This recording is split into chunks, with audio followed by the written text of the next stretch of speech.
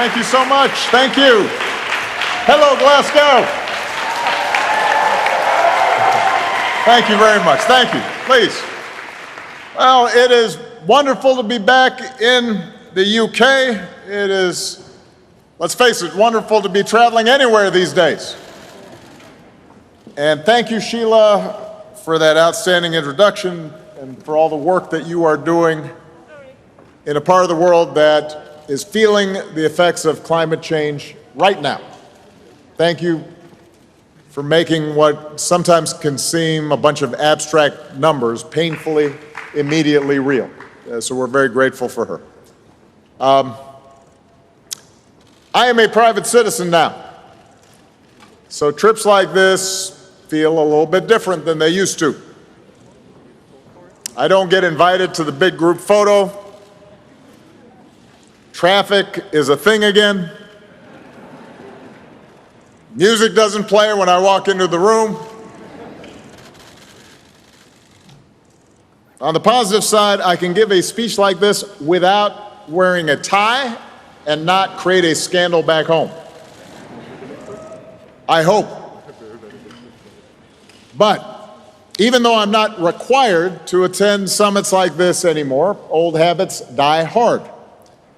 And when the issue at hand is the health of our planet and the world our children and our grandchildren will inherit, then you will have a hard time keeping me away.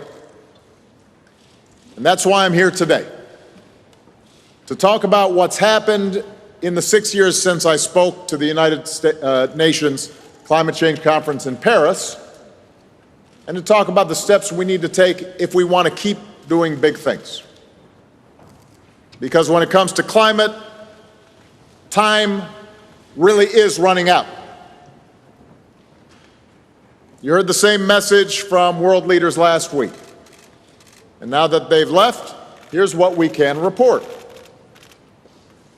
Meaningful progress has been made since Paris. And the agreements made here in Glasgow, thanks to so many of you, including my friend John Kerry here, who is tireless, and his team. Thanks to your efforts here in Glasgow, we see the promise of further progress. What is also true is that collectively and individually, we are still falling short. We have not done nearly enough to address this crisis.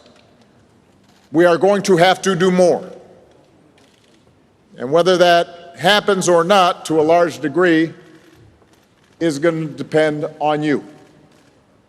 Not just those of you in this room, but anybody who's watching or reading a transcript of what I say here today. That was true 6 years ago as well. And in Paris, our goal was to turn progress into an enduring framework that would give the world confidence in a low-carbon future. An agreement where countries would update their emissions targets on a regular basis. An agreement that would help developing nations get the resources they need to skip the dirty phase of development and help those nations that are most vulnerable to climate change get the resources they need to adapt. An agreement that would give businesses and investors the certainty that the global economy is on a firm path towards a clean and sustainable future.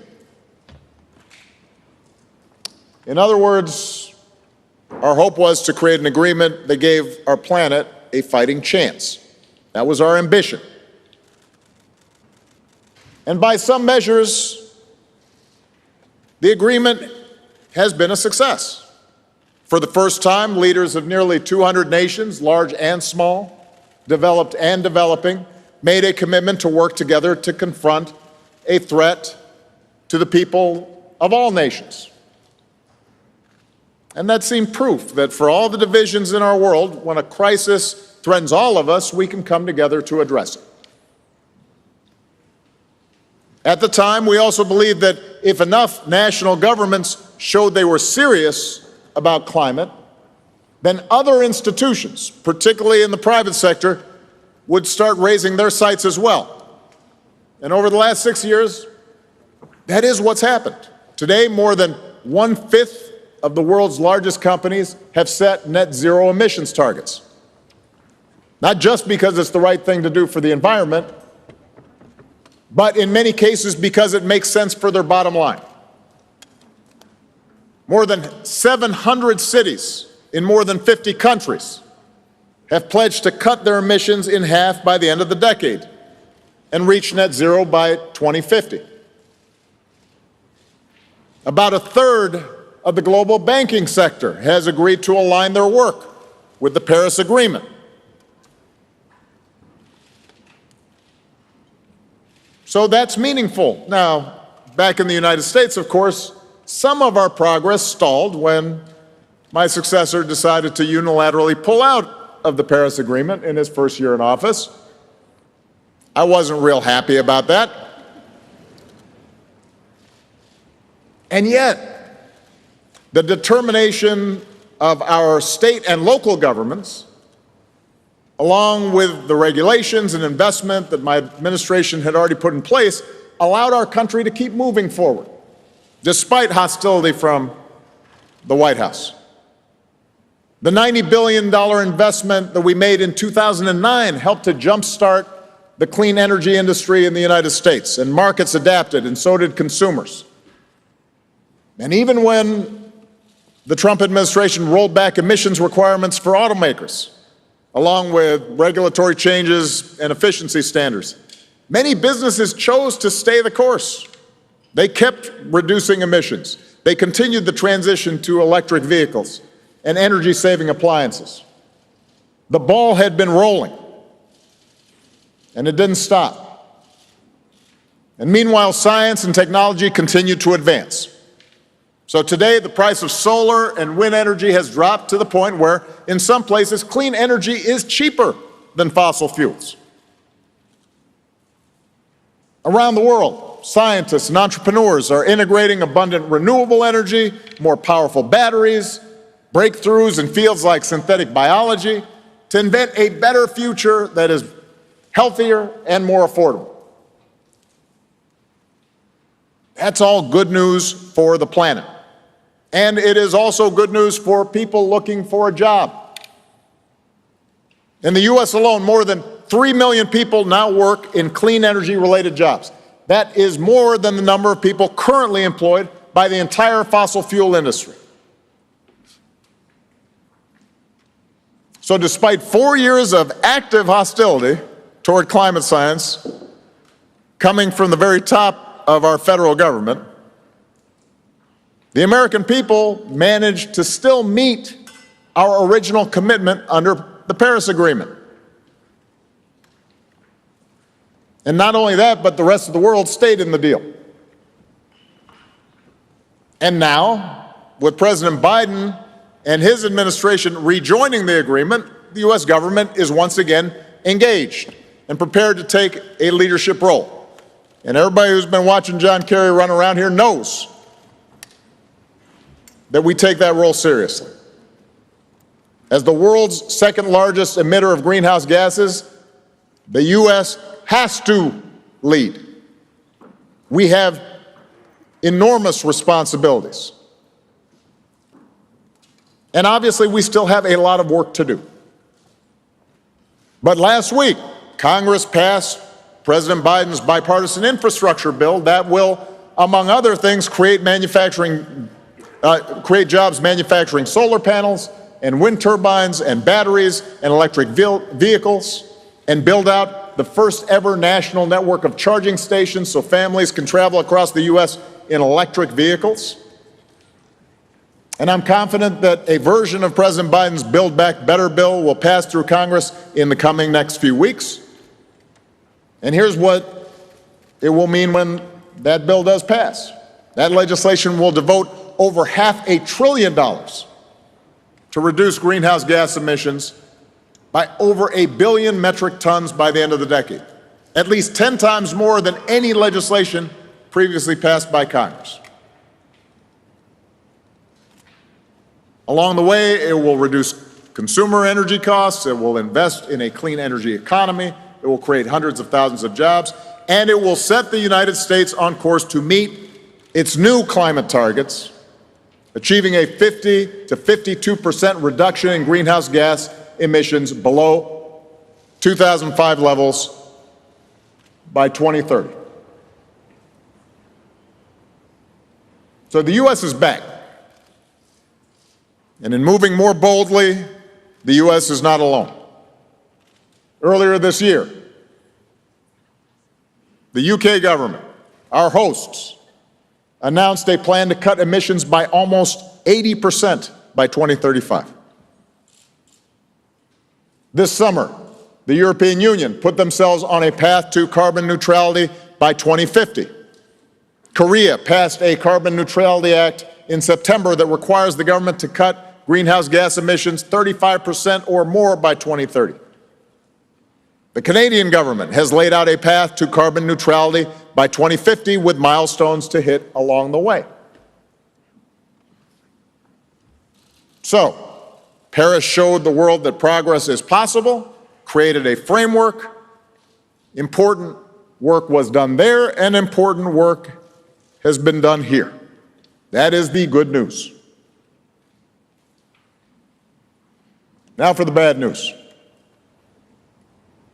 We are nowhere near where we need to be yet.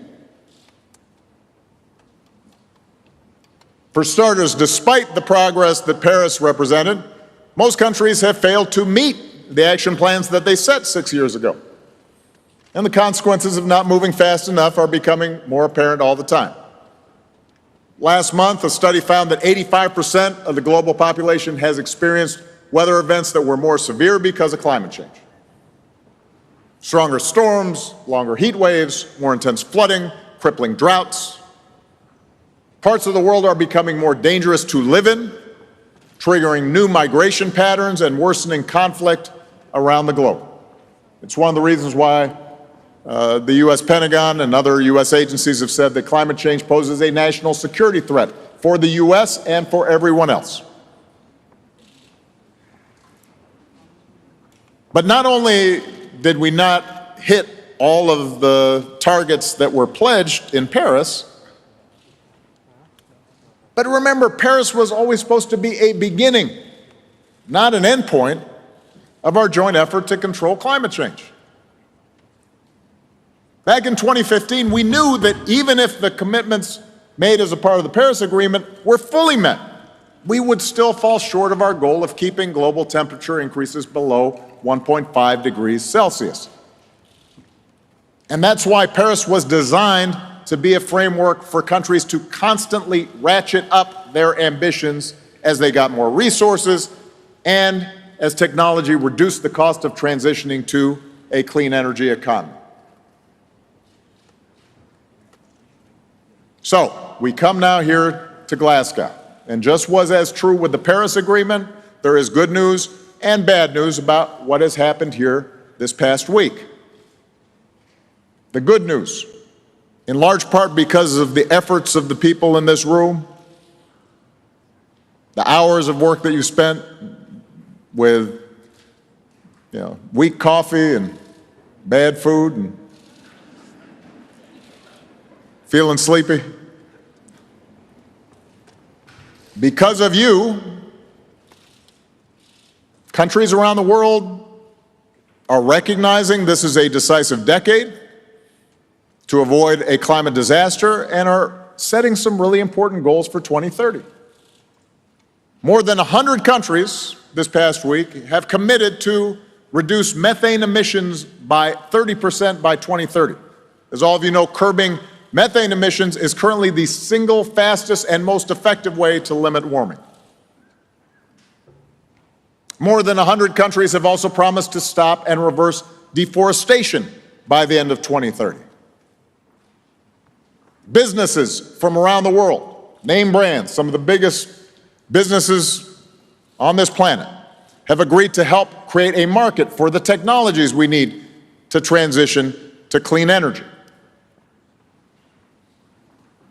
Here in Glasgow, nations have also committed to help poorer countries move away from fossil fuels and deal with the effects of climate change.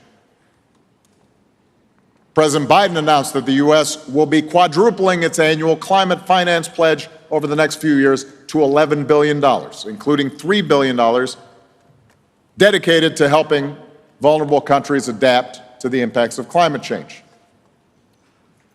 And the U.S., along with 20 other countries, agreed to stop publicly financing international fossil fuel development with limited exceptions. So these are significant accomplishments.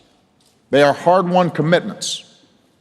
You should be proud of yourselves, and we need to celebrate those commitments, even as we demand that the signatories to these commitments actually follow through. We have to track it. They're not self-executing. They're going to require effort. But let's assume that we actually delivered. That's significant. But once again, we also have to acknowledge that this progress is partial. Most nations have failed to be as ambitious as they need to be. The escalation, the ratcheting up of ambition that we anticipated in Paris 6 years ago has not been uniformly realized. I have to confess, it was particularly discouraging to see the leaders of two of the world's largest emitters, China and Russia, decline to even attend the proceedings. And their national plans so far reflect what appears to be a dangerous lack of urgency, a willingness to maintain the status quo on the part of those governments. And that's a shame. We need advanced economies like the US and Europe leading on this issue. But you know the facts. We also need China and India leading on this issue. We need Russia leading on this issue, just as we need Indonesia and South Africa and Brazil leading on this issue. We can't afford anybody on the sidelines.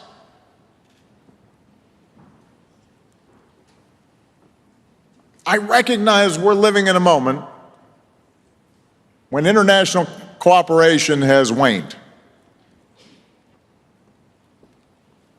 A moment of greater geopolitical tension and stress, in part because of the pandemic, in part because of the rise of nationalism and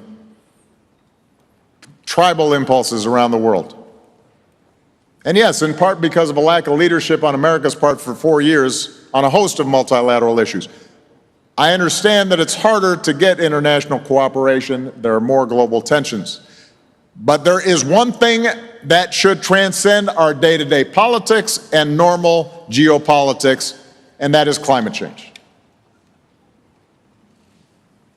It's not just that we can't afford to go backward, we can't afford to stay where we are.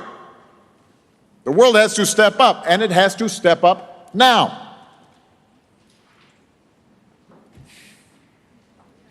So how is that going to happen? How do we close the gap between what's necessary for our survival and what seems politically possible right now? I confess, I don't have all the answers. As I'm sure is true for all of you out there, those of you who are steeped in this work, who are far more expert than me, there are times where I feel discouraged. There are times where the future seems somewhat bleak. There are times where I am doubtful that humanity can get its act together before it's too late. And images of dystopia start creeping into my dreams.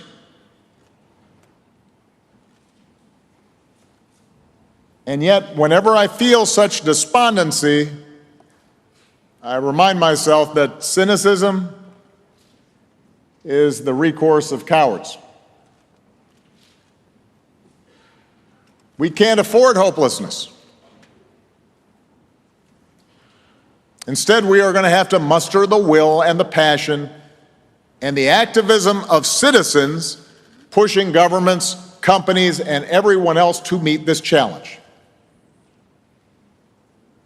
That's what allowed the U.S. to do its part over the last few years to meet our climate goals, even when we didn't have much leadership on it.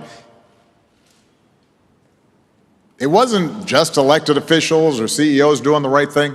It was ordinary Americans making their voices heard, making it clear we need to solve this problem regardless of the obstacles. People who organized and educated others in their communities, people who put pressure on businesses and governments to do better, people who turn their passion into votes. That's the kind of commitment we're going to need going forward. Because let's face it, this is not just about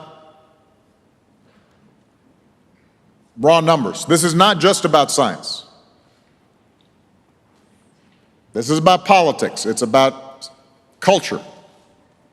It's about morality. It's about the human dynamic. How do we work together to get a big thing done? And it's about participation and power. Thinking back on my own experience as president, I would have had the power to do even more to fight climate change during my time in office if I'd had a stable congressional majority that was willing and eager to take action. And for the bulk of my presidency, I didn't have that majority. Gaining such majorities require an engaged citizenry willing to do what it takes to reward politicians who take this problem seriously and send out of office those who don't.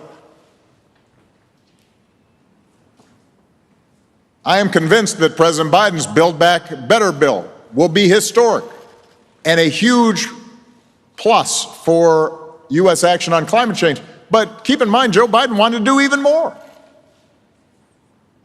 He's constrained by the absence of a robust majority that's needed to make that happen. Both of us have been constrained in large part by the fact that one of our two major parties has decided not only to sit on the sidelines, but express active hostility toward climate science and make climate change a partisan issue. Perhaps some of you have a similar dynamic in your own countries, although generally speaking, the United States seems to have a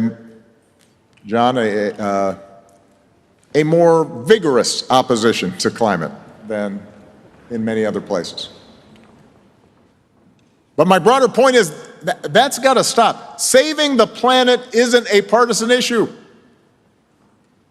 I welcome any faction within the Republican Party in the United States that takes climate change seriously. And that may be a rare breed right now, but keep in mind, such Republican elected officials used to be commonplace, used to exist. President George H.W. Bush, a Republican, was one of the first U.S. presidents to officially recognize the threat of climate change, was a signatory to the Rio Accord. If we are going to act on the scale that's required, climate change can't be seen anywhere in the world as just an opportunity to score political points. And for those listening back home in the U.S., let me say this. It doesn't matter if you're a Republican or a Democrat. If your Florida house is flooded by rising seas, or your crops fail in the Dakotas, or your California house is burning down. Nature, physics, science do not care about party affiliation. And what is true in the United States is true in every nation. We don't just need the Democrats or the Green Party or progressives to be working together on this existential problem. We need everybody, even if we disagree on other things.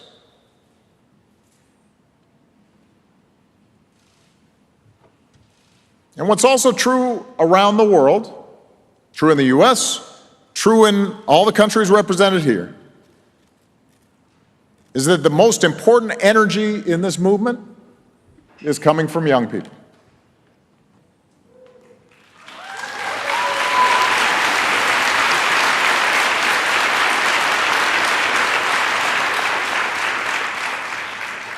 And the reason is simple. They have more stake in this fight than anybody else. And that's why I want to spend the rest of my time today talking directly to young people who may be watching and wondering what they can do to help. I am the father of two daughters in their early 20s, so I have some sense of all the stuff that gets thrown at young people these days. It's not always easy being young today.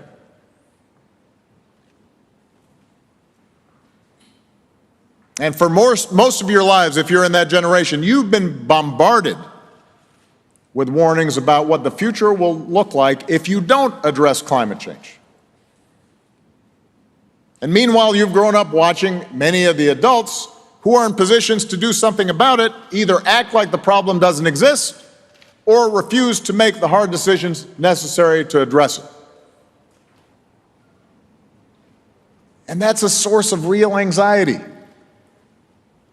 and real anger at older people.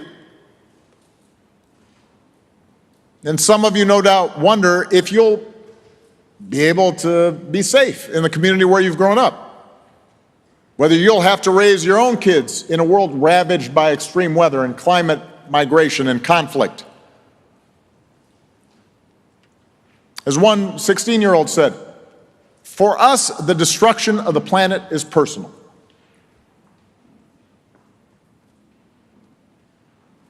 And that's why my message to young people begins with acknowledging you are right to be frustrated. Folks in my generation have not done enough to deal with a potentially cataclysmic problem that you now stand to inherit.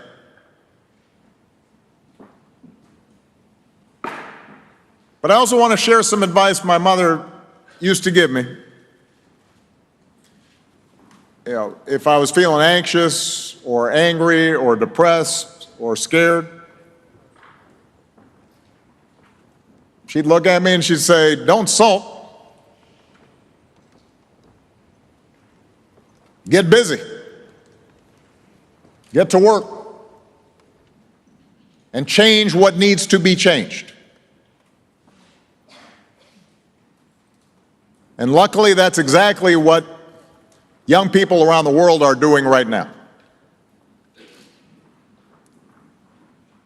2 years ago, a Swedish teenager named Greta Thunberg inspired millions of people to join the largest climate demonstrations in decades.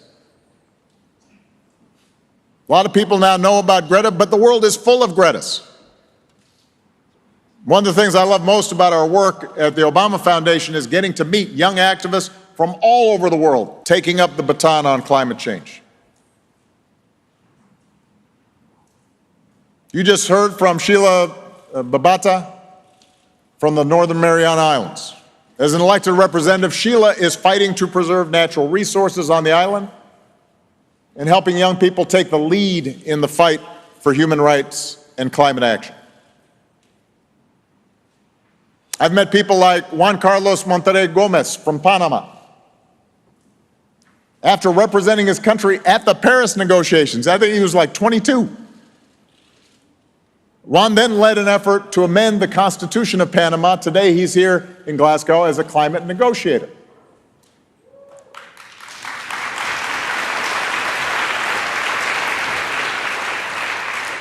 We've got Colette Pinchan Battle, who is the founder and executive director of the Gulf Coast Center for Law and Policy in Louisiana, back in the States.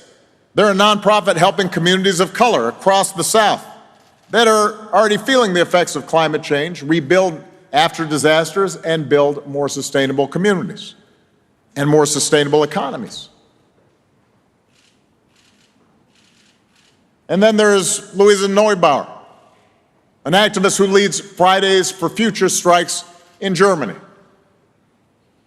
During the global climate strikes in 2019, Louisa helped organize 270,000 marchers in Berlin, put pressure on German political parties to take climate change seriously.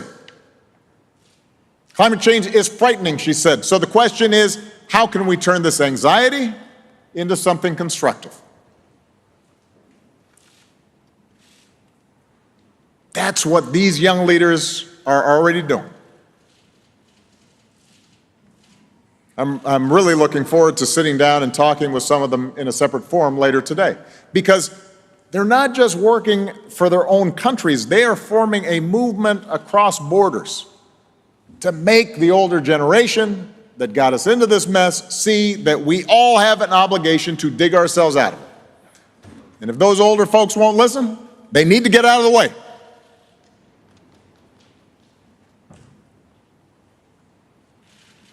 Now, at this point, some of the young people watching or listening, they may be thinking, I don't have time to organize 200,000 people or propose a constitutional amendment. I've got a math exam next week. I get that. I promise you, unlike Greta, I was not on the cover of Time magazine when I was 16 years old. And if I was skipping school, it had nothing to do with climate change.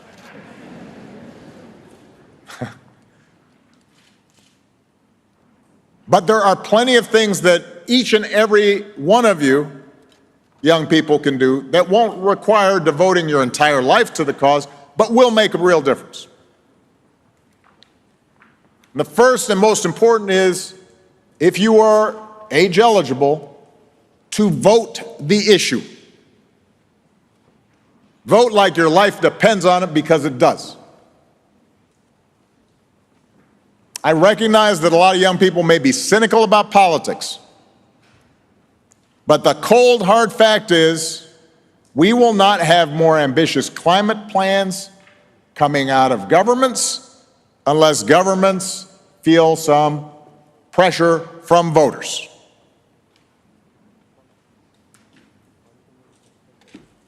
In one survey of young people in 22 countries, more people cited climate change as one of the most important issues facing the world than anything else.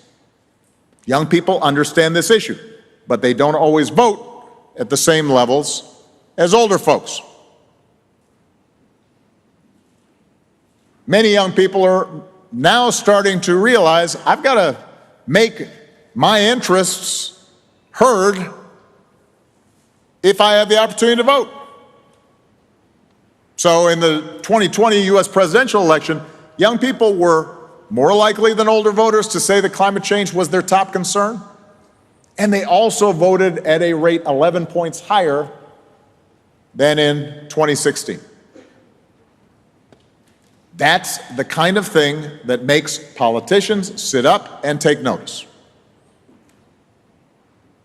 As one 20-year-old organizer said, young people understand that if we want to save our lives and our future, then we have to do it ourselves.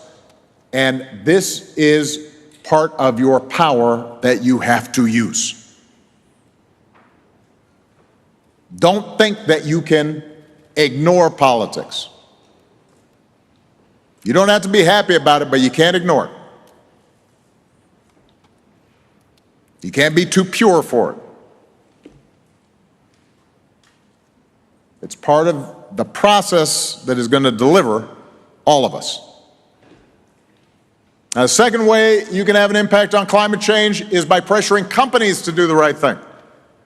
Members of your generation have already shown you're willing to pay for products that you believe are responsible and responsive to the climate challenge, and that you're also willing to avoid those companies that are actually making climate change worse. I see this in my own daughters and their friends, their peer group, in terms of which companies they support and which products they buy. And not only are they sophisticated consumers, they're active and engaged citizens. And that's a message that CEOs will learn to understand. Companies are starting to figure out that becoming more energy efficient is good for their bottom line because they'll spend less on energy. But you also have the opportunity to teach them that by getting serious about climate change, they have a chance to win loyal customers and employees. And they conversely will lose customers and top-flight employees if they're not on the right side of the issue. That's part of your power. You need to use it. While you're at it, you need to help educate your parents and grandparents, your uncles and aunts, your teachers, your employers. Because while a dangerously warming planet is a reality that a lot of you have grown up with as young people, you've studied in school, you've read about it, it's been part of the backdrop of your childhood. Members of the older generation don't have that same frame of reference. They do love you, though. They do care about you. They listen to you more than you think. And if you explain how important the issue is to you, you may lead them to rethink their position, or at least be more open-minded. In fact, I'm pretty sure they'll listen to you in a way they might never listen to a politician or some expert on TV or a former president. That's power you have. You have to use it. And finally, let me say, it will not be enough to simply mobilize the converted. It will not be enough to preach to the choir. It will not be enough to just ramp up intensity among people who already know about climate change and already agree with us and care deeply about it. Protests are necessary to raise awareness. Hashtag campaigns can spread awareness. But to build the broad-based coalitions necessary for bold action, we have to persuade people who either currently don't agree with us or are indifferent to the issue. And to change the minds of those fellow citizens in our respective countries, we have to do a little more listening. We can't just yell at them or say they're ignorant. We can't just tweet at them. It's not enough to inconvenience them through blocking traffic in a protest. We actually have to listen to their objections and understand the reluctance of some ordinary people to see their countries move too fast on climate change. We have to understand their realities and work with them so that serious action on climate change doesn't adversely impact them.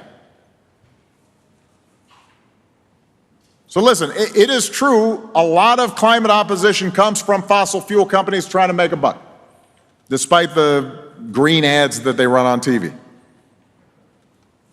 It's true that there are climate deniers out there who, for ideological reasons, you will never convince. But I'm not talking about them. I'm talking about the fact that we've got to persuade the guy who has to drive to his factory job every single day, can't afford a Tesla, and might not be able to pay the rent or feed his family if gas prices go up.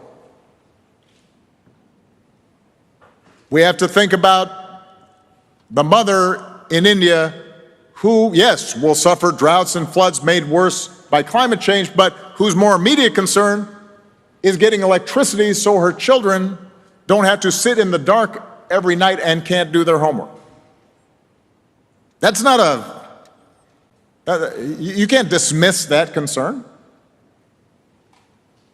There are workers and communities that still depend on coal for power and jobs. And they are concerned about maintaining their wages.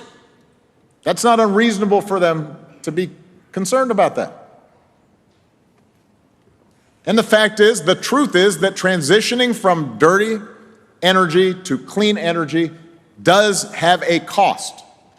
And it is not unreasonable for people who often are already economically vulnerable and maybe don't feel particularly politically powerful, it's not unreasonable for them to think that for all the highfalutin talk, some of those costs of transition will be borne by them, not by the more powerful and the privileged. That's not an unreasonable perspective for them to have. And that's why, when it comes to climate change, a country like the US with a higher per capita carbon footprint does have to do more than a country like Mali or Bangladesh.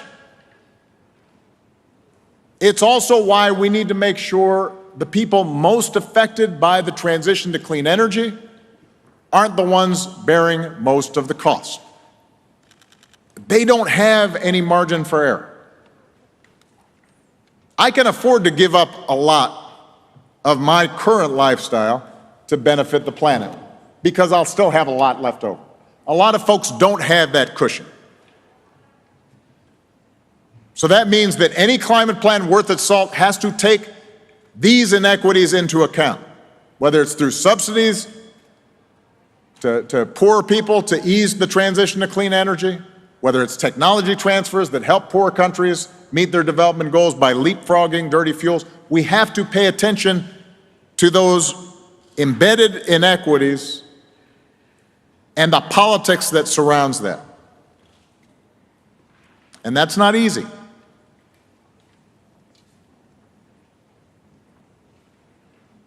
So let me close by being blunt. Keeping the rise in global temperatures to 1.5 degrees Celsius will not be easy. It is going to be hard. Existing political institutions move slowly, even when leaders are well-intentioned. International cooperation has always been difficult. It's made more difficult by all the misinformation and propaganda that can flood out through social media these days. Business leaders, let's face it, are typically rewarded for boosting short-term profits, not addressing major social issues. Getting people to work together on a global scale takes time. And right now, that's time we don't have.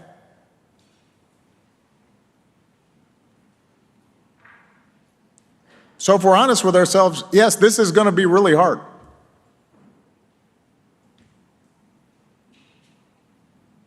The thing we have going for us is that humanity has done hard things before.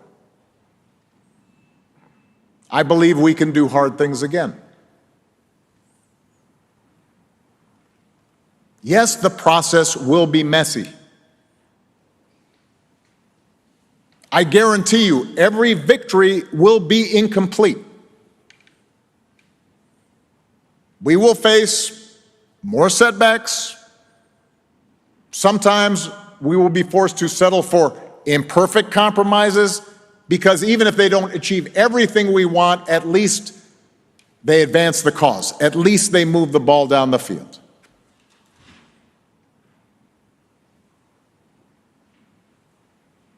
But if we work hard enough for long enough,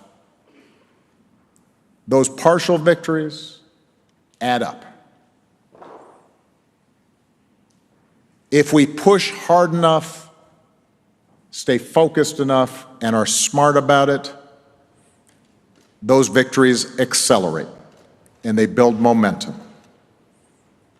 If we listen to those who are resistant and we take their concerns seriously and we work with them and we organize and we mobilize and we get our hands dirty in the difficulties of changing political dynamics in our countries, those victories start happening a little bit more frequently. If we stay with it, we will get this done. So to all the young people out there, as well as those of you who consider yourselves young at heart, I want you to stay angry. I want you to stay frustrated. But channel that anger. Harness that frustration. Keep pushing harder and harder for more and more, because that's what's required to meet this challenge. Gird yourself for a marathon, not a sprint. For solving a problem this big, this complex, and this important has never happened all at once. Since we're in the Emerald Isles here, let me quote the bard, William Shakespeare. "What wound," he writes, "did ever heal but by degrees?"